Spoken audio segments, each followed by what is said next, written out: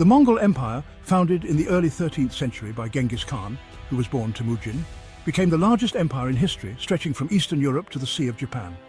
Its rise to power is a tale of military prowess, strategy, and ruthlessness.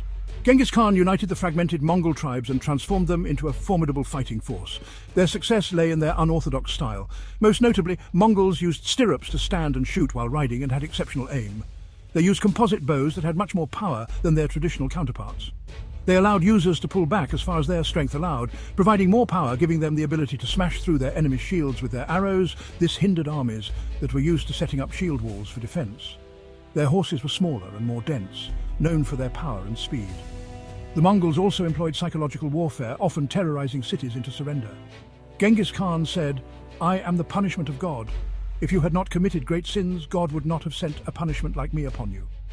They toppled powerful empires, most notably the Khwarezmian Empire, where Genghis Khan avenged the murder of his envoys, who he sent to make peace. After they were killed, Khan launched a brutal campaign that resulted in the decimation of the entire empire. The Mongols were infamous for their atrocities. Cities that resisted rule faced annihilation. Cities that complied had their queens marry Khan, and he still would destroy the city. Civilians were often massacred, with no regard for women or children. In Nishapur, he had his men create 3 mountains of skulls, each one for men, women, and children. He would use survivors as human shields in battles or forced into servitude. He would throw diseased corpses over walls to infect the city. Their siege of Baghdad in 1258 ended the Islamic Golden Age, with libraries burned and scholars killed, and millions more. Around this time, Khan sent a third of his forces south and impacted the ongoing holy wars. They attacked Muslim territories, while also threatening Christian kingdoms in the Middle East, effectively battling both sides of the conflict.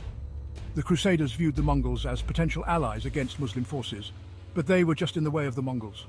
After the invasion of the Holy Land and causing devastation across Eastern and eventually Northern Europe, they met up with the larger half of their army and continued on, leaving death in their wake for years. Their unstoppable reign disconnected once Khan died.